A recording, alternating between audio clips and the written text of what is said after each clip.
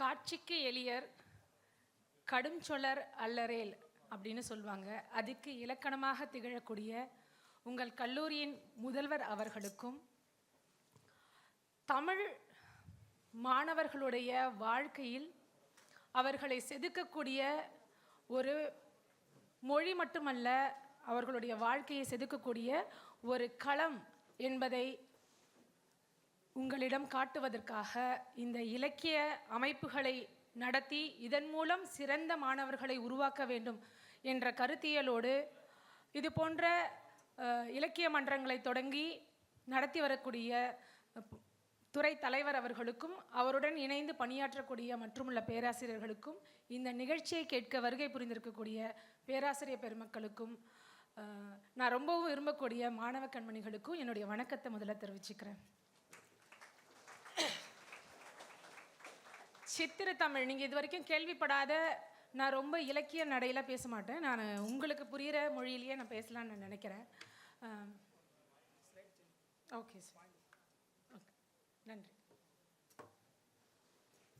உங்களுக்கு எல்லாம் செங்காந்தல்னா என்னன்னு தெரியணுன்றதுக்காக இதுக்கும் நான் பேச போகிற உரைக்கும் சம்மந்தம் கிடையாது. செங்காந்தல் நீங்கள் தெரிஞ்சுக்கணுன்றதுக்காக.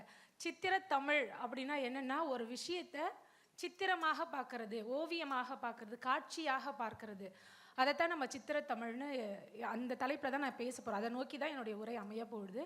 அப்படி நம்மளுடைய பண்பாட்டில் ஒரு குறைஞ்சபட்சம் ஒரு 60-70 ஆண்டுகள் பயணித்த ஒரு இலக்கிய அல்லது வெகுசன ஊடக வடிவமாக இருந்த சித்திரக்கதை பற்றியும் நம்ம இந்த உரையில் பார்க்கலாம். சித்திரத்தமிழ், இயல் தமிழ், இசைத்தமிழ், நாடகத்தமிழ். இந்த இயலையும் இசையையும் கலந்தது நாடகம்னு நம்ம சொல்லுவோம். ஆனால் இதுக்கு இடையில் நாடகத்தில் மிக முக்கியமான அங்கம் வகித்தது வந்து சித்திரங்கள், ஓவியங்கள். சிலப்பதிகார நாடகத்தில் பார்த்தீங்கன்னா திரைச்சீலைகளில் ஓவியங்கள் வரையப்பட்டிருந்ததான குறிப்புகள் நமக்கு இலக்கியத்தில் கிடைக்குது. அப்போது மனிதர்களுடைய பண்பாட்டில், கலையில் ஒரு மிகச்சிறந்த கலை வடிவமாக இந்த சித்திரக்கதைகள் இருந்திருக்கு அப்படின்றத நம்ம இதன் மூலமாக தெரிஞ்சுக்கலாம்.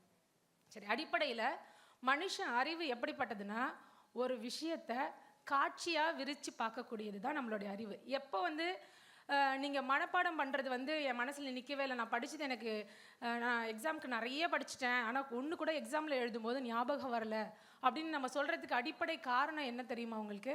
யாராவது சொல்லுங்கள். ஏன் நம்ம மனப்பாடம் பண்ணுறது எதுவும் பரீட்சையில் எழுதும்பொழுது ஞாபகத்துக்கு வர்றதில்லை? முதல்ல நம்ம புரிஞ்சு படிக்கிறது இல்லை. ஒன்று உனக்கு புரியும் பொழுது அந்த விஷயம் எந்த மாதிரி புரியும்னா காட்சியாக புரியும். இப்போ நான் ஒரு விஷயத்தை சொல்கிறேன், ஒரு படத்தை பார்த்த உடனே அந்த படம் ரொம்ப பிடிச்சி போயிடுது, ரொம்ப அற்புதமாக இருக்குது அந்த படம் நம்ம சொல்கிறோன்னா, காரணம் ஏதோ ஒரு வகையில் அந்த படம் நம்ம வாழ்க்கையோட தொடர்புடையதாக இருக்கும். ஏதோ ஒரு காட்சியில் நம்ம வாழ்க்கையோட அந்த படம் தொடர்புடையதாக இருக்கும். அப்போது காட்சி வழியாக ஒரு விஷயத்தை நீங்கள் உள்வாங்கும் பொழுது அந்த அந்த அந்த செய்தி எதுவுமே மறக்கவே மறக்காது. நிறைய தேர்வு சமயத்தில் உங்களுக்கு உங்கள் வாத்தியார் நின்று நடத்தின அந்த பொசிஷன்லேருந்து அவர் எந்த விதத்தில் கையை அசைச்சாருன்ற வரைக்கும் சில இடங்களில் எழுதும் பொழுது ஞாபகம் வரும். யாருக்காவது அந்த மாதிரி ஞாபகம் வந்திருக்கா? தேர்வு எழுதும் பொழுது இல்லை நீங்கள் படித்த அந்த சூழல் ஞாபகம் வரும். ஏன் ஏதாவது கேள்வி கேட்கும்பொழுது நம்ம உடனே வானத்தை அண்ணாந்து பார்க்குறோம், மேலே அண்ணாந்து பார்க்குறோம், ஏதாவது படமாக போகுது அங்கே, ஆனால் ஏன் பார்க்குறோம் அது? அப்போது நம்ம கண் முன்னாடி அது காட்சியாக விரியும். அதை அப்படி மேலே பார்க்குறவனுக்கு தான் தெரியும். அந்த புக்கோடைய லைன்ஸ் ஓடும். பார்த்துருக்கீங்களா? யாருக்காவது அந்த மாதிரி ஃபீல் இருந்திருக்கா? புத்தகத்தை நீங்கள் உண்மையாகவே பார்த்து வாசித்து மனப்பாடம் பண்ணியிருந்தீங்க, இல்லை புரிஞ்சு படிச்சிருந்தீங்க அப்படின்னா அது காட்சியாக விரியும். சரி, இப்போ நான் ஒரே ஒரு சின்ன காட்சி சொல்கிறேன். காலையில் நம்ம தூங்கி எந்திரிக்கிறோம், ரொம்ப அன்னைக்கு பூரா மன சோர்வாக இருக்குது, என்ன பண்ணுறதுனே புரியல. நம்ம வந்து ரிலாக்ஸ் பண்ணிக்கிறதுக்காக நான் வந்து ஒரு கடற்கரைக்கு போகிறேன். அங்கேவும் அந்த கடற்கரையை பார்த்துக்கிட்டு ரொம்ப சோகமாக நடந்து போயிட்டுருக்கேன். அப்படி நான் நடந்து போயிட்டு இருக்கும்போது ஒரு சின்ன குழந்தை, ரொம்ப அழகான ஒரு குழந்தை, காலில் கொலுசு போட்டிருக்கு. அந்த குழந்தை கை நிறைய ஒரு பூக்கொத்தை எடுத்து வச்சுட்ருக்கு, முகம் நிறைய சிரிப்போட வேகமாக ஓடி வந்து கன்னத்தில் ஒரு முத்தம் கொடுத்துட்டு அந்த பூவையும் அந்த முத்தத்தையும் உங்ககிட்ட பரிசாக கொடுக்குது. இப்போது உங்கள் மனசில் இருந்த அந்த சோகம் எல்லாம் மறைஞ்சு போய் உங்கள் முகத்தில் ஒரு சந்தோஷம் வருது. அந்த குழந்தைகிட்ட இருந்த அந்த சிரிப்பு உங்ககிட்ட பரவுது. இப்போ நான் சொன்ன இந்த விஷயம் உங்கள் கண் முன்னாடி காட்சியாக விரியுதா? அப்போது மனிதனுடைய அறிவு எந்த ஒரு விஷயத்தையும் காட்சியாக உள்வாங்கக்கூடியது. இதுதான் தமிழ். நம்மளுடைய தமிழ் மொழி உணர்ச்சி பூர்வமான மொழி. இப்போ உணர்ச்சி பூர்வமான மொழின்னு சொல்லும் பொழுது ஒரு ஒரு ஒரு மாணவரை கூப்பிட்டு அந்த தண்ணி பாட்டிலை எடு அப்படின்னு நான் சொல்கிறதுக்கும் இதே விஷயத்து தான். அந்த தண்ணி பாட்டிலை எடு அப்படின்னு சொல்கிறதுக்கும் வித்தியாசம் இருக்குது. இந்த குரல் ஏற்ற இறக்கங்கள். இன்றைக்கி நான் உங்கள் முதல்வருடைய அறையில் உட்கார்ந்துருக்கும் பொழுது சொன்னேன், உங்களை மாதிரி ஒரு முதல்வர் பெரிய விஷயம் இந்த மாதிரி ஒரு நபரை சந்திக்கிறது அப்படின்னு சொல்லிட்டு அப்படின்னு நான் சொன்னேன். அப்போ அவர் சொன்னார், அவர் சொன்ன விஷயந்தான் இது. நம்ம ஒரே விஷயந்தான், அந்த விஷயத்தை எப்படி சொல்கிறோன்றதுல தான் இருக்குது அப்படின்னு சொன்னார். உண்மை அதுதான். ஒரு விஷயத்தை நாம் ஒருத்தர்கிட்ட வேலை வாங்குறதா இருக்கட்டும், வேறு எது செய்கிறதா இருந்தாலும் அந்த விஷயத்தை நம்ம எப்படி சொல்கிறோமோ அந்த சொல்கிற விதத்தில் தான் நமக்கு செயல்கள் நடைபெறும் அப்படின்றத நம்ம இந்த இடத்துல தெரிஞ்சுக்கலாம். சரி, இப்போ நம்ம நேரடியாக தலைப்புக்குள்ளார போயிடலாம். சித்திர தமிழ்னா என்னன்னு புரிஞ்சுச்சா? அப்போ நம்ம காட்சியாக ஒன்றை பார்க்கறது. சரி, இந்த அறிவு நமக்கு எப்படி வந்துச்சு? ஆதி மனுஷன் பிறந்துட்டான், உணவுக்காகவே வாழ்க்கையை வாழறான். நம்மளாம் சொல்லுவோம்ல, சோறு முக்கியமா சங்கம் முக்கியமானா நமக்கெல்லாம் என்ன முக்கியம்? சோறு தான் முக்கியம், சாப்பாடு தான் நமக்கு முக்கியம். உண்மையாலுமே மனுஷன் பிறந்ததுலேருந்து எதை நோக்கி ஓடுறான்? சாப்பாட்டை நோக்கி தான் ஓடுறான். உணவை சேகரிப்போராகத்தான் மனித நாகரிகம் உருவாகுது. நாடோடிகளாக ஒரு இடங்களை தாண்டி அவன் எதுக்கு போகிறான்? ஒரு நாட்டிலேருந்து இன்னொரு நாட்டுக்கு அவன் எப்படி நடந்தே காலங்களை கடந்து இடங்களை கண்டங்களை கடந்து அவனால் எப்படி வர முடியுதுன்னா, எதை தேடி வர முடிஞ்சுதுன்னா சாப்பாட்டை தேடி தான் வந்திருக்கான். உணவை தேடி மட்டுமே அவன் தெரிஞ்சிருக்கிறான். இதுக்கப்புறம் நம்மளால் ஓடலாம் முடியாது சாமி, நம்ம ஒரு இடத்துல உட்காந்து சாப்பிடுவோம் அப்படின்னு நினச்சிருக்கான். அப்படி உட்காந்து சாப்பிடும் பொழுது தான் உணவு உற்பத்தி செய்வோராக அவங்க மாறி இருக்கிறாங்க. இதுதான் நீங்கள் உங்களுடைய பாடத்திட்டத்தில் தமிழக வரலாறும் பண்பாடும் பாடத்தில் நீங்கள் படிக்கிற மாதிரியாக இருந்ததுன்னா, பழைய கற்காலம், புதிய கற்காலம், உலோக காலம்னு சொல்லிட்டு இந்த வரலாற்றுக்கு முற்பட்ட காலத்தில் நீங்கள் படிப்பீங்க. சரி, இப்போ உணவுக்காக அவன் ஒரு இடமா தேடி திரிகிறான். ஒரு இடத்துல போய் வேட்டையாடுறான். அங்கே விலங்குகள்லாம் நிறைய இருக்குது, நம்மளை அடித்து சாப்பிட்ற போகுது அப்படின்னு பயப்படுறான். இப்போ நாம் ஒரு மனித இனம் உருவாகுது இல்லையா? ஒரு மனுஷனிலிருந்து நிறைய மனிதர்கள் உருவாகிறாங்க, ஒரு குழுவாக அவங்க இருக்கிறாங்க. இப்போ ஒருத்தன் ஒரு இடத்துல வேட்டையாட போகிறான். அவங்களுடைய பெரும்பான்மையான உணவு பொருளாக இருந்தது காய்கறிகள், பழங்களையும் அதோட இறைச்சி, அதாவது வேட்டையாடக்கூடிய விலங்குகளாகவும் அவங்களுடைய உணவுப் பொருட்கள் இருக்குது. இப்போ அவன் வேட்டையாட போகிறான். அந்த இடத்துல இன்னும் இது மாதிரியான விலங்குகள் கிடைக்கும் அப்படின்ற விஷயத்தை அடுத்தவனுக்கு சொல்லணும். மொழி கிடையாது.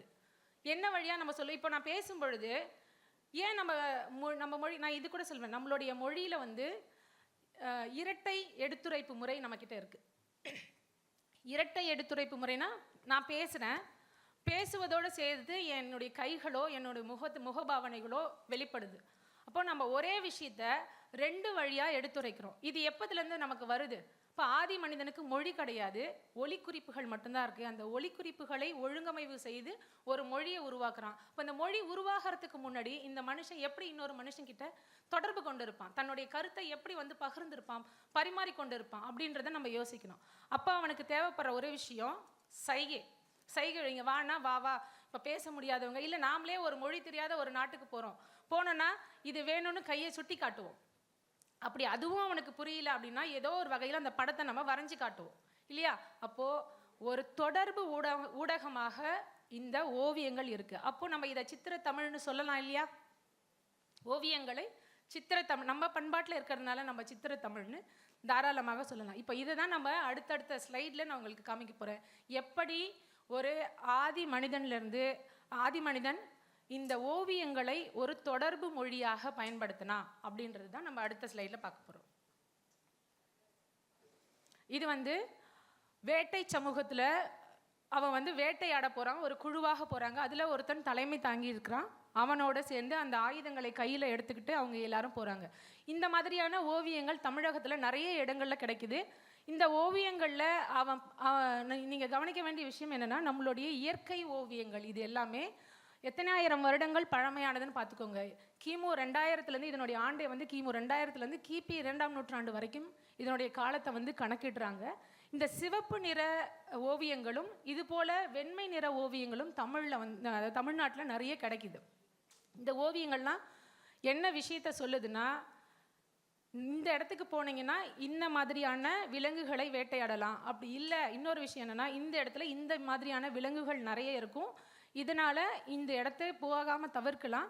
அப்படி இல்லைன்னா நாங்கள் இதெல்லாம் செஞ்சோம். இப்போ எப்படி இலக்கியங்கள் ஒரு ராஜாவினுடைய வரலாறையும் அவனுடைய வெற்றி சிறப்பையும் எடுத்து சொல்லுதோ, அதே மாதிரி இவங்க எல்லாரும் போய் எங்கெல்லாம் போர் செஞ்சு, அதாவது போர் செய்யல, வேட்டையாடினாங்க, என்னென்ன மாதிரியான உணவுப் பொருட்களை அவங்க கையில் எடுத்துகிட்டு வந்தாங்க அப்படின்ற காட்சிகளை எல்லாம் இந்த மாதிரியான ஓவியங்களில் அவங்க வரைஞ்சி வச்சுருக்குறாங்க. இது பொழுதுபோக்குக்காக வரையப்பட்ட ஓவியங்கள் அல்ல. இப்போ நம்ம வகுப்பறையில் போர் அடிக்கும்போது நிறைய பேருடைய நோட்டில் நீங்கள் பார்த்தீங்கன்னா ஏதாவது ஒரு கிறுக்கள் இல்லாமல் இருக்கவே இருக்காது. எல்லாருமே, நான் படிக்கிற காலத்தில் நானும் அதே தான் பண்ணுவேன். வாத்தியார் ஒரு மாதிரி பாடம் நடத்திட்டே இருப்பார், காது ஒரு பக்கம் தானே கேட்டுகிட்டே இருக்குது, கை சும்மா தானே இருக்குன்னு சொல்லிட்டு அவர் மட்டும் நம்ம எழுதுகிற மாதிரி ஏமாத்துற மாதிரி படங்கள் வரைகிறது உண்டு. அந்த மாதிரியான பொழுதுபோக்கு படங்களாக இல்லாமல் இது ஒரு கருத்தை வெளிப்படுத்தக்கூடிய படங்களாக இன்றைக்கு ஒரு வரலாற்று ஆவணமாக இந்த ஓவியம் திகழுது. இது இனக்குழு சமுதாயமாக இருந்த அந்த சமயத்தில், வரலாற்றுக்கு முற்பட்ட காலத்தில் வரையப்பட்ட ஒரு ஓவியம். இது விழுப்புரத்தில் கீழ்வாலை அப்படின்ற இடத்துல கிடைச்ச பாறை ஓவியம். இதுக்கப்புறம் இது ஒரு 1000 ஆண்டுகள் பழமையானது. இதில் பார்த்தீங்கன்னா, இதை ஜூம் பண்ண முடியுமா? இதை ஜூம் பண்ணீங்கன்னா இப்போ இங்க இந்த படத்தை மட்டும் நீங்க கவனிச்சீங்கன்னா தெரியும். இது ஒரு யானை. இது ஒரு யானை. இந்த கால் குச்சி குச்சா ஒல்லியா போட்டுட்டாங்க இல்லையா? இப்போ இது தெரியுதா உங்களுக்கு? பார்க்கறதுக்கு தெரியுதா? இது யானை. இது எப்படி யானை மாதிரி தெரியுதா பார்க்கறதுக்கு? தெரியல. இது தும்பிக்கை. அதனுடைய தும்பிக்கை இங்க கீழே வளைஞ்சிருக்கு. இது யானைன்னு சொல்றதுக்காக அவங்க என்ன பண்றாங்க, முழுவதுமா பெரிய பெரிய கால்களா போடாம கீழே மட்டும் குண்டு குண்டா அந்த கால்களை போட்டு வச்சிருக்காங்க. அந்த யானைக்கு மேல ஒருத்தர் இருக்கிறார் பாருங்க, அவர் யானை பாகன். கீழே ஒரு தேர் இருக்கு, அந்த தேரை இங்க இருக்கிற மக்கள் எல்லாம் பிடிச்சு இழுக்கிறாங்க. இந்த ஓவியம் எந்த இடத்துல கிடைச்சிருக்கு அப்படின்னு பார்த்தீங்கன்னா, தமிழ்நாடு, கேரளா இந்த எல்லை பகுதியில் இந்த ஓவியம் கிடைச்சிருக்கு. இப்போ கேரள பகுதிகளில் மிக முக்கியமான விலங்கு, அந்த பகுதிகளில் முக்கியமான ஒரு விலங்குன்னா எதை சொல்லுவாங்க? யானைகளை சொல்லுவாங்க. அப்போது அந்த மக்கள் வாழிடங்கள், அவங்களுடைய பண்பாடு, அதனோட சேர்த்த மாதிரியான ஓவியங்கள் இங்கே வரையப்பட்டிருக்கு. இப்போ ஏதோ ஒரு கருத்தை எதிர்கால சந்ததிக்கு சொல்றதுக்காகவோ இல்லைன்னா அங்கே இருக்கிற மக்களுடைய பண்பாட்டை பதிவு செய்வதற்காகவோ மனிதன் சித்திரங்கள், அப்படி ஓவியங்கள்னு சொல்லக்கூடிய இந்த ஊடகத்தை அப்படி பயன்படுத்தியிருக்கிறான் அப்படின்றத நம்ம இதன் மூலமாக தெரிஞ்சுக்கலாம். நானே சத்தமாக தான் பேசுகிறேன். சரி, இப்போ இது எல்லாமே பாறையினுடைய எங்கேயும் இதில் பார்த்தீங்கன்னா எந்த ஒழுங்கமையும் இருக்காது. ஓவியங்கள் அவன் மனம் எப்படி வரைய சொல்லுதோ அதே மாதிரி வரைஞ்சிருக்கான். இன்னொரு சிந்துவெளி நாகரிகத்தில் இருக்கக்கூடிய அந்த குறியீடுகளுக்கும், இதெல்லாம் குறியீடுகள்னு சொல்கிறாங்க. இந்த ஓவியங்களை குறியீடுகளாக மனுஷன் பயன்படுத்தியிருக்கிறான். அதாவது ஆண்டனா பார்த்துருக்கீங்களா? இப்போ இருக்கிற டிவியில் நம்ம டிஷ் யூஸ் பண்ணுறோம் இல்லையா, அந்த மாதிரி இல்லாமல் ஆண்டனான்னு ஒன்று இருக்குது.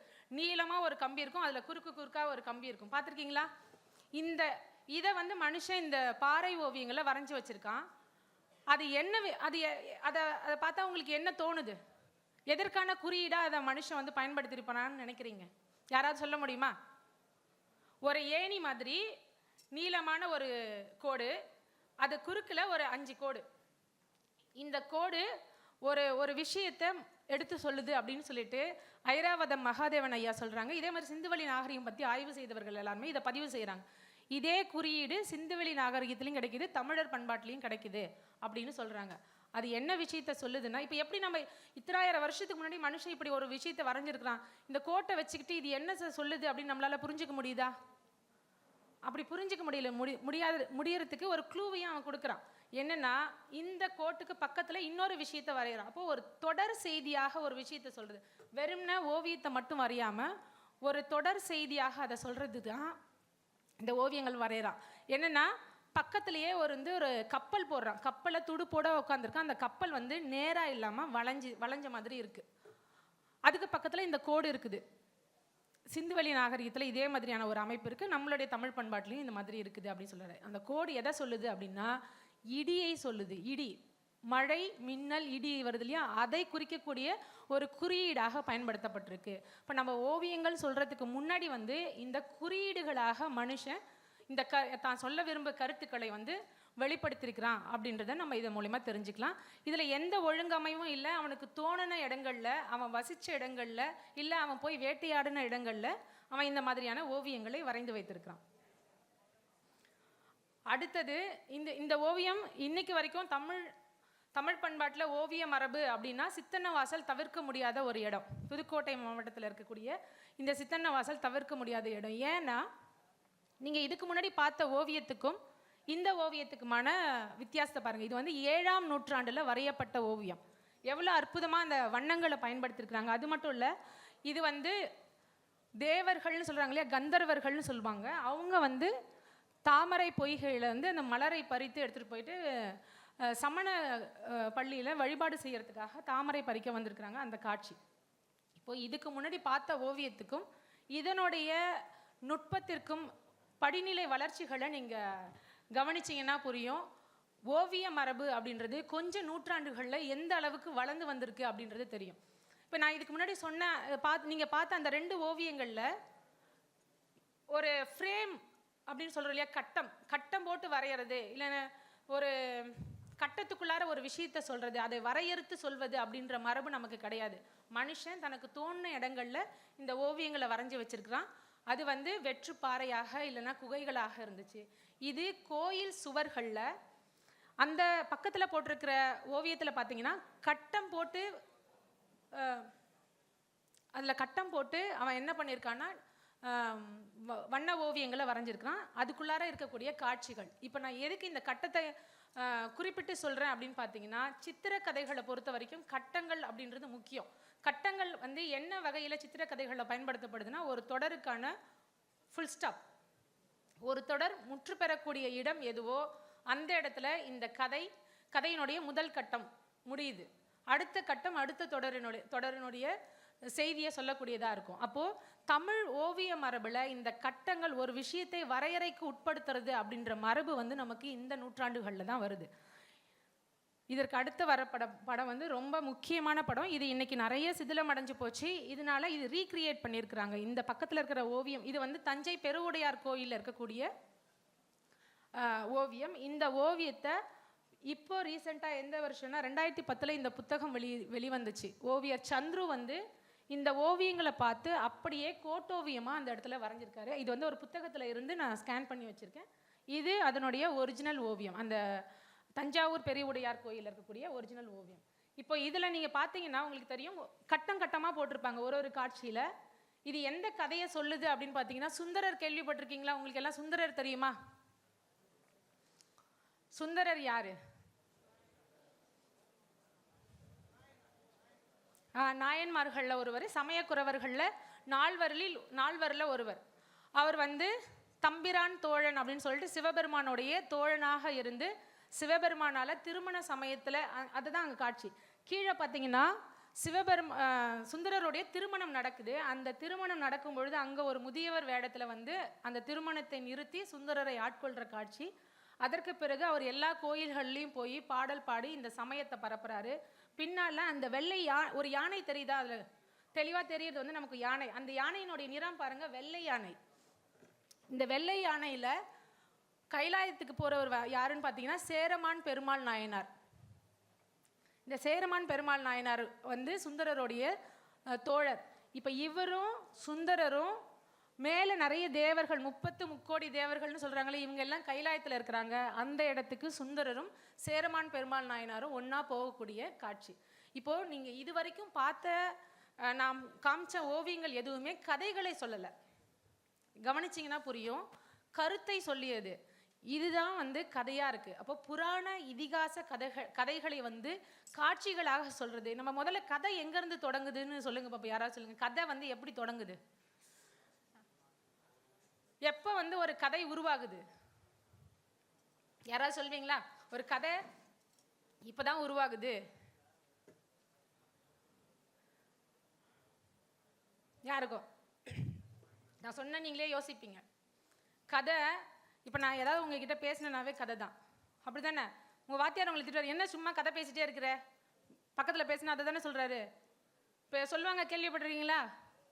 என்ன கதை பேசிட்டு உட்காந்துட்டு இருக்கீங்க? அப்போது ஒரு மனுஷன் இன்னொரு மனுஷன்கிட்ட பேசுகிற எல்லாமும் கதை தான். அப்படிதான் கதை உருவாகி இருக்கு. ஆனால் அந்த கதையில் என்ன விஷயத்தை கொண்டு வந்து சேர்க்குறோம் அப்படின்றது தான் அரசியல். இந்த அரசியலை தான் ஒரு காலத்துலேயும் இலக்கியங்கள் வழியாகவும் ஓவியங்கள் வழியாகவும் செஞ்சுருக்கிறாங்கன்றதுக்கான சான்றாக தான் நம்ம இதை பார்க்க முடியுது. சரியா? இப்போ இந்த கதையை எனக்கு இந்த கதை தெரிஞ்சிருக்கு, அதனால என்னால் இந்த ஓவியத்தை பார்க்கும் பொழுது இதைத்தான் சொல்லுதுன்னு நான் உங்ககிட்ட எடுத்து சொல்லிடுறேன். ஒருவேளை எனக்கு இந்த கதை தெரியல, இப்போ உங்களுக்கு இந்த கதை தெரியாது, இதை பார்த்தா என்னன்னு நீங்கள் முடிவு பண்ணுவீங்க? ஏதோ ஒரு விஷயத்த சொல்லிட்டு போகிறாங்க அந்த மாதிரி தானே நினைப்பீங்க. அப்போ இந்த ஓவியங்கள் வரைந்ததுக்கு பின்னாடி இப்படியான ஒரு சூழல் உருவாகுது. அப்போ என்ன பண்ணுறாங்க அப்படின்னு பார்த்தீங்கன்னா, ஓவியங்களுக்கு கீழே குறிப்புகளை கொடுக்குறாங்க. அது என்ன விஷயத்த சொல்லுது? இது ராமாயண காட்சி மிக முக்கியமானது. இந்த கேள்வியை இளங்கோவனையா என கேட்டார். ஏன் எப்போ பார்த்தாலும் சித்திரக்கதைகள்னு சொன்னாலே இல்லை ஓவிய கதைகள்னு சொன்னாலே ராமாயணத்தை எடுத்து சொல்கிறாங்க அப்படின்னு சொல்லி கேட்டார். இது காலம் காலமாக இருந்திருக்கக்கூடியது. எதை நீ செய்யணும்னு நான் நினைக்கிறேனோ, உன்னை எப்படி நான் மாற்றணும்னு நினைக்கிறேனோ, என்னுடைய அரசியல் சித்தாந்தத்தை நீ பின்பற்றணும்னு நான் நினைக்கிறேனோ, அதுக்காக நான் ஒன்று கண்டுபிடிப்பேன். அதை காலம் காலமாக உங்ககிட்ட ஏதோ ஒரு வகையில் கொண்டு வந்து சேர்த்துக்கிட்டே இருப்பேன். அப்போ புராண இதிகாசங்கள் வழியாக நான் கட்டமைக்க விரும்பிய இந்த சமுதாயத்தை நான் மீள்கட்டமைப்பு செஞ்சுக்கிட்டே இருக்கிறேன். அது வேறு வேறு வடிவங்களில் செஞ்சுக்கிட்டே இருக்கிறேன் அப்படின்றதுக்கான சான்றாக தான் நம்ம இந்த ராமாயண கதைகளை பார்க்கலாம். இன்னைக்கு இந்த நாளில் கூட ராமாயணம் தொலைக்காட்சி தொடராக வருது இல்லையா? இது எத்தனை ஆயிரம் வருடங்களுக்கு முன்னாடி வந்த ஒரு ஓவியம். இது நாயக்கர் கால ஓவியம். ராமநாதபுரம் அரண்மனையில் இந்த ஓவியம் இருக்குது. ராமர் லக்ஷ்மணன் இதில் எழுதியிருக்கிறாங்க. ராமர் பரதர் லக்ஷ்மணன் சத்ருகுணனுக்கு கிரீடம் சூட்டி அந்த கிரீடம் தரித்தது, அவங்களுக்கு பட்டாபிஷேகம் செய்யக்கூடிய காட்சி தான் இந்த ஓவியம். அப்போது இதுக்கு முன்னாடி வெற்று பரப்பில் வரையப்பட்ட ஒரு ஓவியம், அதற்கப்புறம் கட்டங்கள்னால ஒழுங்குபடுத்தப்பட்ட ஒரு ஓவிய மரபாக வருது. அதற்கு பின்னாடி அந்த கட்டங்களுக்குள்ளார ஒரு காட்சியை வரைந்தது போக ஒரு முழு கதையையும் வரையக்கூடிய ஒரு மரபு வருது. அந்த முழு கதை எதுவாக இருக்குன்னா புராண இதிகாச கதைகள் மாதிரி நம்ம நம்மளுடைய பண்பாட்டில் இருந்த பக்தி சார்ந்த கதைகளாக. ஏன் இந்த கலைகள் எல்லாமே கோயில்களில் வளர்க்கப்பட்டதுனால கோயில் சுவர்களில் வரையக்கூடிய கதைகளாக இந்த அடியார்களுடைய கதைகள் தான் இருந்திருக்கு. அதுக்காக தான் சுந்தரருடைய கதைகளை அந்த மாதிரி நிறைய அடியார்களுடைய கதைகளை அங்கே ஓவியமாக வரைஞ்சிருக்கிறாங்க. நமக்கு கிடைக்கிறது இப்போதைக்கு நிலைச்சி இருக்கிறது அந்த சுந்தரருடைய கதை தான் நமக்கு கிடைச்சிருக்கு. அதனால தான் அந்த ஓவியத்தை காமிச்சேன். இது அடுத்த கட்டத்தில் ராமாயணத்தை ஓவியமாக வரைஞ்சி இந்த மாதிரி எழுத்துக்களோட கொடுக்குறாங்க, குறிப்புகளோட கொடுக்குறாங்க. இப்போது மேலே இருக்கிற காட்சி என்னன்னு எனக்கு தெரியாது, கீழே இருக்கிற அந்த குறிப்பை பார்க்கும்பொழுது மேலே இருக்கிற காட்சி என்னன்றது எனக்கு புரியுது. அப்போது நாயக்கர் காலம் வரும்பொழுது அவங்க தெலுங்கர்களாக இருக்கும் பொழுது அப்போ என்ன பண்ணுறாங்க, அவங்களுக்கு இந்த காட்சி என்ன சொல்லுதுன்னு தெரியல. இப்போ இதனோடவே சேர்த்து 2 அடியில் முதல் அடியில் இப்போ நம்ம பெயர் பலகை வைக்கும் பொழுது இங்கிலீஷு ஹிந்தி தமிழ் அப்படின்னு நம்ம போடுறோம் இல்லையா? இது எதுக்காக போடுறோம்? படிக்கிறவங்களுக்கு தெரியணும், இது வெளியே ஆட்கள் வந்தாலும் இதை புரிஞ்சுக்கணுன்றதுக்காக நம்ம போடுறோம். நம்ம மொழியை 2ஆவதாக போட்டுட்டு கூட போடுறோம், அரசியல் இல்லை. அடுத்தது இங்கே இவங்க என்ன பண்ணுறாங்க, தமிழோடு சேர்த்து தெலுங்கையும் கீழே எழுதுகிறாங்க. அது அந்த ஸ்லைட் நான் இதில் போடல, இதுக்கு வேற ஒரு ஸ்லைடில் காமிக்கிறேன். இதில் இருக்குது பாருங்கள், அங்கே இருக்கிறது தெலுங்கு ராமாயண குறிப்பு, இங்கே தமிழ் ராமன் லக்ஷ்மணன் காடு வனவாசம், காட்டுக்கு ராமரும் லக்ஷ்மணனும் வனவாசம் போகிறாங்க. இது ஓலைச்சுவடிகள். இப்போது ஓவியம் வரைகிறதுன்றது தான் விஷயம். இதை எதுலலாம் வரைஞ்சிருக்கிறாங்கன்றதை நீங்கள் இப்போ பார்த்துருப்பீங்க. பாறைகளில் வரைஞ்சிருக்கிறாங்க, கோயில் சுவர்களில் வரைஞ்சிருக்கிறாங்க, அரண்மனைகளில் வரைஞ்சிருக்கிறாங்க. அடுத்து அவங்களுடைய எடுத்துரைப்புக்கான ஒரு ஊடகமாக இருந்தது இந்த ஓலைச்சுவடிகள். எதில் அவங்க பதிவு செய்கிறாங்கன்னா இந்த ஓலைச்சுவடிகளில் பதிவு செய்கிறாங்க. இந்த ஓவியங்கள் பார்க்கும் பொழுது அவங்க வணக்கம் சொல்லிட்டு அங்கே வனவாசத்துக்கு கிளம்புற மாதிரி காட்சி. இதுவும் நாயக்கர் காலத்தை சார்ந்தது. அதனால தான் அவங்க தெலுங்குலையும் தமிழ்லையும் இந்த சுவடிகளை போடுறாங்க. இதுலேயே வண்ணங்களை பயன்படுத்துறது மிக முக்கியமான ஒரு பெரிய இன்றைக்கும் மார்க்கெட்டிங் பண்ணுறதுக்கான ஒரு விஷயமாக இந்த வண்ணங்கள் உண்டு. எதை ஒன்றும் சந்தைப்படுத்துறதுக்கு வண்ணங்கள். இப்போ நீங்கள் ஒரு பத்திரிக்கை எடுத்திங்கன்னா இத்தனை வண்ணப்படங்களுடன் கூடியது அப்படின்னு இவ்வளோ காலத்துக்கு பிறகும் இன்றைக்கி டெக்னாலஜி வளர்ந்து போச்சு. நம்ம கலர் கலராக மொபைலில் நிறைய விஷயங்களை பார்க்குறோம். அப்படி பார்த்தாலும் கூட பத்திரிக்கைகள் என்ன எதை வச்சு விளம்பரப்படுத்திக்கிறாங்க? இத்தனை வண்ணப்படங்களுடன் கூடியது அப்படின்ற அந்த விளம்பரம். அப்போ வண்ணங்கள் மீதான ஈர்ப்பு வந்து நமக்கு காலங்காலமாக இருக்குது.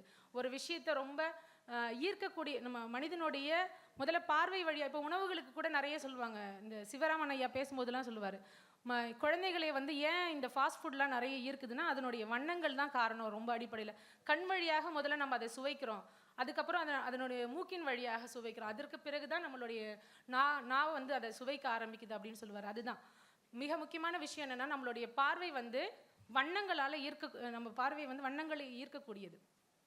இப்போ என்ன பண்ணுறாங்கன்னா அதே ஓலைச்சுவடி அதே மாதிரியான கதைகள், இது எந்த மொழியில் வந்துச்சு என்னன்னு தெரியல. இந்த மாதிரியான ஓவியங்கள் தமிழில் இருக்குதான்னு எனக்கு தெரியல. இது நான் தேடும் பொழுது எனக்கு கிடைச்ச ஒரு ஓவியம். இது எந்த மொழின்னு என்னால் கண்டுபிடிக்க முடியல. இதனுடைய எழுத்துக்கள் கிளியராக இல்லாததுனால என்னால் இதை கண்டுபிடிக்க முடியல. ஆனால் இதுவும் ஏதோ ஒரு புராண கதையாக மட்டும் இருக்குதுன்றதை நம்ம தெரிஞ்சுக்க முடியுது. ஓலைச்சுவடிகளில் கூட வண்ணங்களை பயன்படுத்த முடியும். இதை பார்க்கும்பொழுது தெரியும் இது எவ்வளோ பழமையான ஒரு ஓலைச்சுவடியாக இருக்குது அப்படின்றது இதை பார்க்கும்போது நீங்கள் தெரிஞ்சுக்கலாம். அவ்வளோதான். இது வரைக்கும் நம்ம பார்த்தது நமக்கு அச்சு ஊடகம் வர்றதுக்கு முன்னாடி. இந்த அச்சு ஊடகம் வந்ததுக்கு பின்னாடி தமிழ் பண்பாட்டில் தமிழ் இலக்கிய வரலாறுல ஒரு மிகப்பெரிய மாற்றத்தை நம்ம சந்திக்கிறோம். அந்த மாற்றம் என்ன அப்படின்னா புது புது இலக்கிய வடிவங்கள் ஒரு பக்கம் உருவாகுது. பழைய இலக்கிய வடிவங்கள் எல்லாமே அச்சு வடிவம் ஆகுது. இப்போ நம்ம நினைக்கிறோம் ஒரு எப்படியெல்லாம் இந்த தொல்காப்பியம் வந்து 2000 வருஷம் முன்னாடி எழுதுனது, சங்க இலக்கியம் 2000 வருஷம் முன்னாடி எழுதுனது அப்படிலாம் சொல்கிறாங்களே. 2000 வருஷத்துக்கு முன்னாடி எதில் எழுதி வச்சான்? எப்படி நம்ம தெரிஞ்சு வச்சோம்? ஓலைச்சுவடி 2000 வருஷம் முன்னாடி இருந்த ஓலைச்சுவடியில் நம்ம இப்போ படிச்சுட்டு இருக்கிறோமா? அது நமக்கு கிடைக்குமா? ஏன் வந்து இந்த பிரதிபேதங்கள் இது வந்து உங்களுக்கு தெரியுமான்னு தெரியல. தமிழ் படித்த மாணவர்களுக்கு தெரியும், உங்களுக்கு அது புரியுமான்னு எனக்கு தெரியல. இருந்தாலும் சொல்கிறேன். இப்போ நாமளே நம்ம வாத்தியார் போர்டில் எழுதி போகிறத பார்த்து எழுதும்பொழுது என்ன பண்ணுவோம்? பாதி வார்த்தையை விட்டுருவோம், இல்லை ஸ்பெல்லிங் மிஸ்டேக்கோட எழுதுவோம். அப்போ நிறைய உன்னுடைய நோட்டுக்கும் இன்னொருத்தனுடைய நோட்டுக்கும் நிறைய வித்தியாசங்கள் வருது. அதே மாதிரி அதை பார்த்து நம்மளால் காப்பி அடிக்க முடியாது. இப்போது 2000 வருஷத்துக்கு முன்னாடி ஒரு இலக்கியத்தை இல்லைன்னா ஒரு இலக்கணத்தை ஒருத்தர் படைச்சிருக்கிறாரு. அது ஒரு காலமாக கடத்தப்பட்டு நமக்கு புத்தக வடிவில் கிடைக்குது. அப்போ இதுக்குள்ளார நிறைய பிரதிபேதங்கள் வர ஆரம்பிக்குது. பிரதிபேதங்கள்னால் ஒரு பிரதிக்கும் இன்னொரு பிரதிக்குமான வேறுபாடு. இதிலிருந்து தான் பாட வேறுபாடு அப்படின்ற ஒரு ஆய்வு புலமே வந்து உருவாகுது. பாட வேறுபாட்டு ஆய்வு அப்படின்னு சொல்லிட்டு. சரி, இதெல்லாம் இப்போதைக்கு தேவையில்லை, நம்ம இதுக்குள்ளார போகலாம். இந்த அச்சு ஊடகம் வந்ததுக்கு பின்னாடி மிகப்பெரிய ஒரு விஷயம் நம்மள தமிழ் பண்பாட்டில் வந்தது என்ன அப்படின்னு பார்த்தீங்கன்னா இதழியல் அப்படின்னு ஒரு துறையே உருவாகுது. இந்த இதழியல் அப்படின்னா என்ன? இதழியல்னா என்ன? இதழ்கள்னா என்ன?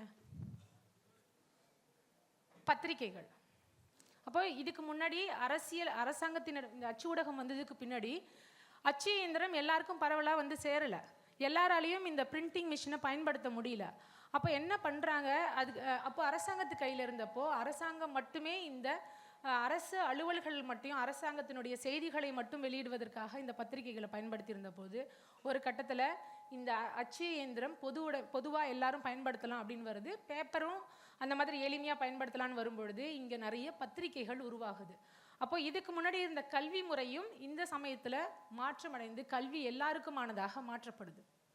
இந்த சமயத்தில் என்ன ஆகுதுன்னா படித்த ஒரு பெரும் கூட்டம் வந்து உருவாகுது.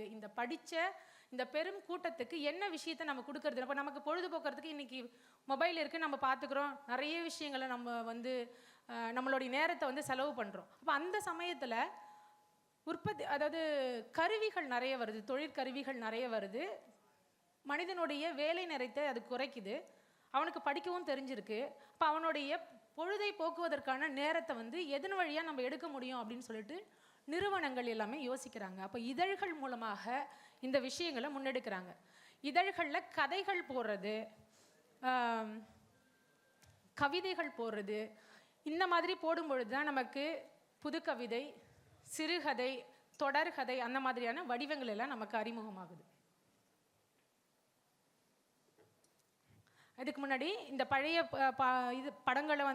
பழைய புத்தகங்களை வந்து பதிப்பிச்சாங்க அப்படின்னு சொன்னாலே அச்சு ஊடகம் வந்ததுக்கு பின்னாடி இதுதான் நம்மளுடைய பழைய முறை. மர அச்சில் வந்து பிரிண்ட் பண்ணுவாங்க. பெரிய எழுத்து கதை இப்போ என்ன பண்ணுறாங்கன்னா, இந்த படங்களை முத எப்படி இந்த பெரிய எழுத்து கதைகளில் போடுறாங்க. இந்த பெரிய எழுத்து கதைகள்ன்றது என்ன அப்படின்னு பார்த்தீங்கன்னா, மக்கள் வழக்காறில் இருக்கக்கூடிய நாட்டுப்புற பாடல்கள். டைம் ஆயிடுதா? இப்போவே வா, இன்னும் பாதியாக முடிக்கல. சரி, நான் கடகடன்னு சொல்லிடுறேன். சரி, இது பெரிய எழுத்து கதைகள். இது வந்து வழக்காறில் இருக்கக்கூடிய கதை பாடல்களை அப்படியே வந்து காட்சிகளாக பக்கத்தில் போட்டிருக்காங்க. ஏற்கனவே நம்ம கிட்ட இந்த மாதிரி கட்டங்கள் வழியாக கதை சொல்கிற மரபு இருக்குது. இப்போது பேராசிரியர் சொன்ன கருத்து படங்கள், இப்போது அந்த அரசியல் போராட்ட சூழ்நிலையை ரொம்ப அற்புதமாக விளக்கக்கூடிய கருத்து படம் 1906 வந்துச்சு இந்த படம். நம்ம வந்து படங்களை வந்து பத்திரிகைகளை பயன்படுத்துனாங்கன்னு பார்த்தோம் இல்லையா. இன்றைக்கி நம்ம இன்றைக்கும் வந்து இந்த விளம்பரம் நிறைய இருக்குது. டிஷிம் அப்படின்னு சொல்லிட்டு ஒரு விளம்பரம் சொல்கிறாங்க இல்லையா. அதே மாதிரியான ஒரு விளம்பரம் இது 1940களில் வந்த விளம்பரம். படங்களை இப்போ இதில் ரொம்ப முக்கியமான விஷயம் என்னென்னா, கருத்துக்கு விளக்கமாக படங்களையும் படத்துக்கு விளக்கமான குறிப்புகளையும் போடுற மரபு தமிழ் பண்பாட்டில் உண்டு. அந்த மாதிரியான ஒரு வடிவம் தான் இது. இந்த கருத்துக்கு விளக்கமான ஒரு படத்தை நீங்கள் இந்த காட்சியில் பார்க்கலாம். இது காந்தி தாத்தாவினுடைய சரித்திர கதை. அதே மாதிரி நகைச்சுவை துணுக்குகளுக்கு ஓவியங்களை பயன்படுத்துறது அப்படின்றதுக்கான காட்சி இது. இதுதான் தமிழில் வந்த முதல் சித்திரக்கதை. 1950களில் தான் இந்த கதை வருது. இது வந்து இதில் 2 விதமான தமிழ் பண்பாட்டில் 2 விதமான வடிவங்கள் உண்டு. ஒன்று வந்து கதை வார்த்தைகளும் ஓவியங்களும் ஒன்னோட ஒன்று உரையாடிக்கிற மாதிரி வருது. இது வந்து வார்த்தை குறிப்புகளுக்கான விளக்கமாக அந்த படங்கள் இருக்கிறது. இப்போ இந்த படத்தை பார்த்துட்டு அந்த விஷயத்தை நீங்கள் படிச்சீங்கன்னா உங்களுக்கு புரியும். இதில் வந்து இது 2மே சேர்ந்து தான் செயல்படும். இது வந்து விளக்க குறிப்பாக இருக்கும். சொல்ல வர்றது உங்களுக்கு புரியுதான்னு தெரியல. ஒரு படத்துக்கான விளக்கத்தை நீங்கள் சொன்னீங்கன்னா அது வந்து இந்த முறை படமும் உரையாடலும் சேர்ந்து இயங்கு தன்மையில் இருந்துச்சுன்னா, ஒரு ஆக்ஷனோட இருந்துச்சுன்னா, ஒரு மூமெண்ட் அதில் இருந்துச்சுன்னா அது வந்து சித்திரக்கதை. முதல்ல நம்ம முழுசாக ஒரு சித்திரக்கதையாக எப்போ வந்துச்சுன்னா 1950 நவம்பரில் கண்ணன் இதழில் தான் வருது. இதுதான் இன்னைக்கு வரைக்கும் நான் சித்திரக்கதை பற்றி ஆய்வு பண்ணுறேன் அப்படின்னு நான் சொல்லும் பொழுது, சித்திரக்கதைனா என்னன்னு கேட்குறவங்களுக்கு நான் சொல்லக்கூடிய மிகப்பெரிய அடையாளம் இந்த கன்னித்தீவு கதை தான். 1960களில் தொடங்கி 2024 வரைக்கும் முடியாத சிந்துபாத் கதை இதுதான். இந்த காலகட்டத்தில் 20 நாளைக்கு ஒரு கதை அப்படின்ற மாதிரி நியூஸ் பேப்பரில் இந்த கதைகளை போட்டிருக்காங்க. தமிழில் வந்த சித்திரக்கதைகளில் தமிழ் பண்பாட்டோடு இருக்கக்கூடிய கதைகளாக இருந்ததெல்லாம் இதெல்லாம் தான். நாவல்களை கதைகளாக மாற்ற மரபில் இந்த கதைகள் எல்லாம் உருவாகுது. குடும்ப கதைகள், அப்புறம் துப்பறியும் கதைகள், அந்த மாதிரியான கதைகள் இதில் இருக்குது. இதை பற்றி தான் உங்களுக்கு நான் நிறைய சொல்லணும்னு நினச்சி வந்தேன். இதுதான் உங்களுடைய இந்த பாட்டை நீங்கள் கேள்விப்பட்டிருப்பீங்களான்னு தெரியல. கலித்தொகையில் ஒரு பாட்டு சுடர்த்தொடி கேளாய் அப்படின்னு ஒரு பாட்டு இருக்குது. அதாவது என்னென்னா, ஒரு பொண்ணும் அம்மாவும் வீட்டுக்குள்ளே இருப்பாங்க. தலைவன் வந்து வெளியிலேருந்து வந்து கூப்பிடுவான். கூப்பிட்ட உடனே அந்த அம்மா என்ன சொல்லுவாங்க, யாரோ தண்ணி கேட்குறாங்க, நீ எடுத்துகிட்டு போய் கொடுத்துட்டு வாமா அப்படின்னு சொல்லிட்டு சொல்லுவாள். இவ போய் தண்ணி கொடுக்கும்பொழுது தண்ணி வாங்குற மாதிரி அந்த பையன் வந்து அவளுடைய கையை பிடிச்சிடுவான். அம்மா அப்படின்னு அந்த பொண்ணு வெளியிலேருந்து கத்துன உடனே அம்மா வீட்டுக்குள்ளே இருந்து வெளியில் வந்து என்னாச்சு அப்படின்னு சொல்லி கேட்குறாங்க. இல்லை, இவர் தண்ணி குடிக்கும்போது விக்கல் வந்துருச்சு அவருக்கு அப்படின்னு சொல்லிட்டு அவள் பொய் சொல்லுவாள். பொய் சொன்னோடனே அந்த அம்மா அவளுடைய முதுகை தேய்ச்சி கொடுப்பாங்க. அவன் வந்து இவளை வந்து கடைக்கண்ணால் பார்த்து அப்படியே ஒரு புன்முறுவல் சிரிப்பான். அவனுடைய பார்வை வந்து என்னை கொல்ற மாதிரி இருந்துச்சு அப்படின்ற மாதிரி அந்த பாட்டு, சங்க இலக்கிய பாட்டு கலித்தொகையில். அந்த பாட்டை இந்த காஞ்சி அப்படின்ற இதழில் அறிஞர் அண்ணா வந்து காமிக்ஸாக மாற்றிருக்கிறாரு. இப்போ நான் பேசுறதன் வழியாக நீங்கள் தெரிஞ்சுக்க வேண்டிய விஷயம் என்னென்னா, ஒரு பாடலை எந்த ஒரு விஷயத்தை நீங்கள் படிச்சிங்கன்னா கூட அதை காட்சியாக விரிக்கும் பொழுது கண்டிப்பாக அது உங்கள் மனசை விட்டு போகாது. இந்த பாடலை மனப்பாடம் பண்ணணும்னு அவசியமே கிடையாது. அந்த காட்சியை பார்த்தீங்கன்னா உங்களுக்கு அந்த பாடலுடைய அடியே எளிமையாக வரும். அந்த தலைவியும் தோழியும் உட்காந்து பேசுகிறாங்க. என்ன இன்னைக்கு ரொம்ப சந்தோஷமாக இருக்கிறீங்க அப்படின்னு சொல்லிட்டு தலைவி கிட்ட வந்து தோழி கேட்குறா. அப்போ வந்து தலைவி சொல்கிறா, நம்ம சின்ன வயசில் ஒரு பையன் நம்ம விளையாடிட்டு இருக்கும்போது, மணல் வீடு கட்டி விளையாடி இருக்கும்போது அந்த காலால் எட்டி உதைச்சிட்டு போனான் இல்லையா, அந்த பையன் நம்ம பந்து விளையாடிட்டு இருக்கும்போது நம்ம முடியை பிடிச்சி இழுத்துட்டு அந்த பந்தை தூக்கிட்டு ஓடினான் பார்த்தியா, அந்த பையன் நேற்று ஒரு நாள் வந்தான், அன்றைக்கி ஒரு நாள் வந்தான் வீட்டுக்கு வந்து இந்த மாதிரி தண்ணி கேட்டான் அப்படின்னு அந்த காட்சி, அந்த ஃப்ளாஷ்பேக்கை கூட அவங்க எவ்வளோ அற்புதமாக இந்த ஓவியங்களை வரைஞ்சிருக்கிறாங்கன்னு பார்த்தா தெரியும் உங்களுக்கு. இது வந்து ப்ரெசண்ட்டு, அதெல்லாம் பாஸ்ட். எப்படி வந்து ப்ரெசண்ட்டை வந்து கீழே அவங்க வந்து எப்படி காமிக்கிறாங்க பாருங்க. காலத்தை இந்த காட்சிக்குள்ளார காட்சி இது ப்ரெசண்ட்டு அவங்க நினச்சி பார்க்குற காட்சி. சின்ன வயசில் அந்த பையன் வந்து என்னென்ன வேலை பண்ணாங்க, மணல் வீடு கட்டி விளையாடுறாங்க, அது காலால் உடைக்கிறான்.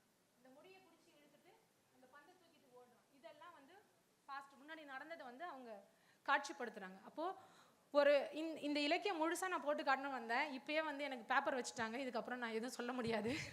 நிறைய விஷயங்கள் சொல்லணும்னு நினச்சி வந்தேன்.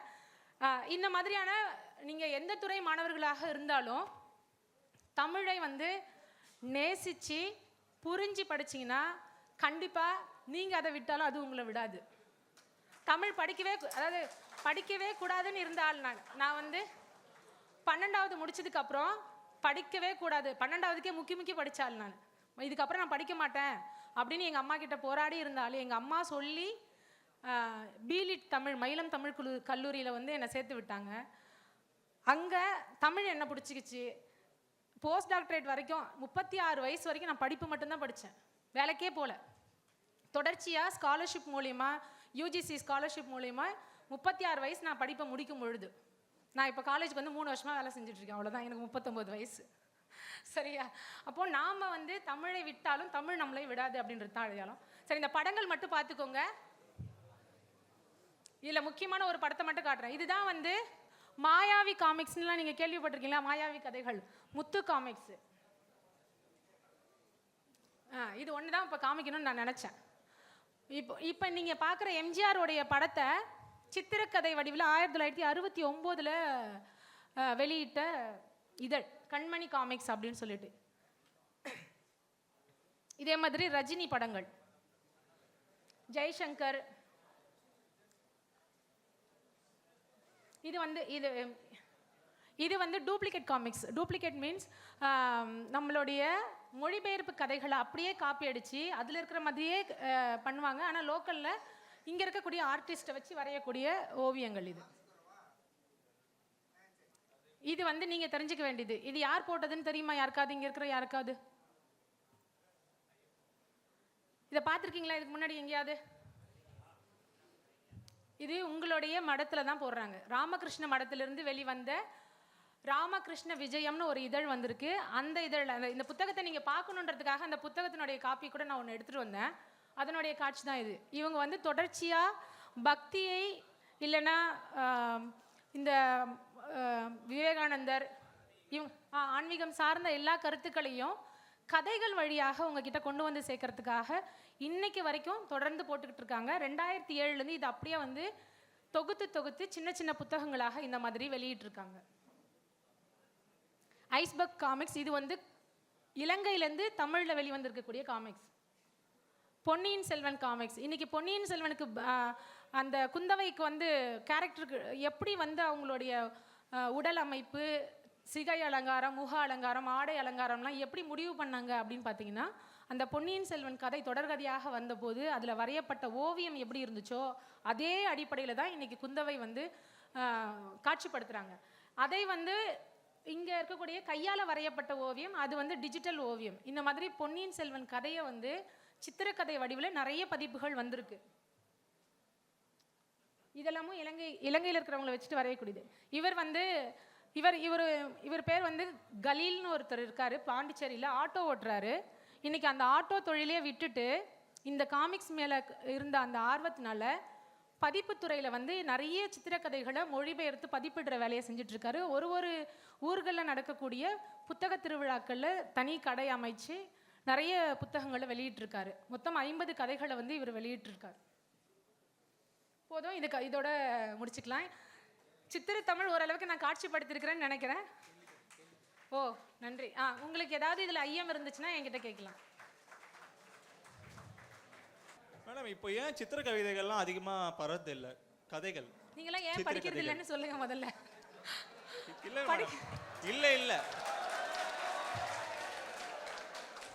இப்போ நாவல்கள் பர அளவுக்கு வந்து காமிக்ஸ்லாம் இப்போ பரவது இல்லை. அப்படி வந்தாலும் ரொம்ப ரேட் ரொம்ப அதிகமாக தான் இருக்கு. கரெக்ட், ரெண்டுத்துக்குமே பதில் நீங்களே சொல்லிட்டீங்க. ரேட் அதிகமாக இருக்குது. அதாவது ஒரு நாவலை ஒரு எழுத்தாளன் எழுதி கொடுத்தா போதுமானது, பதிப்பகம் பதிப்பிச்சிடலாம். ஆனால் ஒரு சித்திரக்கதையாக ஒரு நாவலையோ இல்லை ஒரு கதையையோ ஒரு மாற்றணும் போது அந்த கதையை சித்திரக்கதையாக மாற்றுறதுக்குன்னு ஒரு வேலைப்பாடு இருக்குது. அதுக்கு பின்னாடி அதுக்கு ஓவியம் வரையணும், அந்த ஓவியங்களை பிரிண்ட் பண்ணணும், அதுக்கான காசு இருக்குது. இப்போ ஒரு பொருளை உற்பத்தி செய்வதற்கான தொகை அதிகமாகும் பொழுது அந்த நூலை வந்து விற்பனைக்கான தொகையும் அதிகமாகறாங்க. அதுக்கேற்ற கூலி கொடுக்கறதுக்கும் ஆள் கிடையாது. ஓவியர்கள் ஏன் தமிழ் மரபில் மிக முக்கியமான இந்த வரலாறு சித்திரக்கதை வரலாற்றிலேயே ரொம்ப முக்கியமான விஷயம் என்னென்னா, தமிழ் பண்பாட்டில் இவர் தான் காமிக்ஸ் ஆர்டிஸ்ட்டு அப்படின்னு சொல்கிறதுக்கு ஒரு ஆள் கிடையாது. ஏன் சொல்ல முடியலன்னா, அவங்களே நம்ம பண்பாட்டில் யாரும் வளர்த்தெடுக்கல. இதுக்கான மிக முக்கிய காரணம் என்னென்னா, மொழிபெயர்ப்பு அப்படின்னு ஒன்று வந்ததுக்கு பின்னாடி வார்த்தைகளை மொழிபெயர்த்தா போதுமானது அப்படின்ற மனநிலைக்கு நம்ம வர ஆரம்பிச்சிடும். சீப்பாக நமக்கு கிடைக்கும். ஒரு வந்து காப்பிரைட் கொடுத்து வாங்கிட்டா போதும், இங்கே 10 ரூபாய்க்கு பிரிண்ட் பண்ணி விட்டுறலாம்.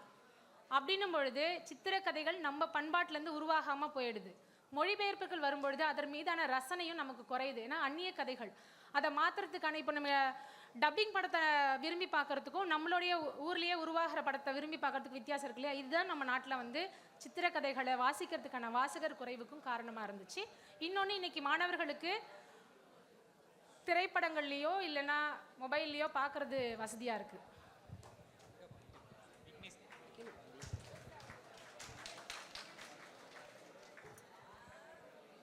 வணக்கம் அம்மா. சொல்லுங்க. உங்களுக்கு பிடித்த கருத்து படம் என்னது? எனக்கு பிடிச்ச காமிக்ஸா, சேற்றின் சிரிப்பு அப்படின்னு தமிழில் வந்த ஒரு சித்திரக்கதை இருக்குது. இது குமுதம் இதழில் வந்துச்சு. ரொம்ப அற்புதமான ஒரு குடும்ப கதை. மொழிபெயர்ப்பு கதைகளில் எனக்கு பிடித்த கதாபாத்திரம் வந்து லக்கி லூக் கதைகள் ரொம்ப பிடிக்கும். ரொம்ப அவர் நையாண்டியாக எல்லா சமூக விமர்சனத்தையும் முன்வைப்பார். அந்த கதை எனக்கு ரொம்ப நல்லா பிடிக்கும். நன்றி. நன்றி. மகன் தந்தைக்கு ஆற்றும் உதவின்னு ஒன்று இருக்குது. ஆனால் நீங்கள் எந்த நாள்லையும் உங்கள் அப்பாவுக்கு ஏதோ ஒரு வகையிலாவது உங்களுடைய கடமையை ஆற்றுவீங்க. ஒரு மாணவனாக ஆசிரியருக்கு ஆற்ற வேண்டிய கடமை, ஒரு அவையில் நீங்கள் நிற்கும் பொழுது உங்களுக்கு விழக்கூடிய கைத்தட்டல்கள் தான் நீங்கள் ஆசிரியருக்கு ஆற்றக்கூடிய கடமை. அந்த மாதிரி ஒரு உயரிய இடத்துல நீங்கள் போகிறதுக்கான களமாக இந்த செங்காந்தல் அமைப்பு இருக்கணும்னு நீங்கள் ஒரு நல்ல இடங்களில் போய் நின்று உங்களுடைய கல்லூரிக்கும் உங்களுடைய ஆசிரியர்களுக்கும் உங்களுடைய பெற்றோருக்கும் பெருமையை தேடித்தரணும். வாழ்த்தி வணங்கி விடைபெறும். நன்றி.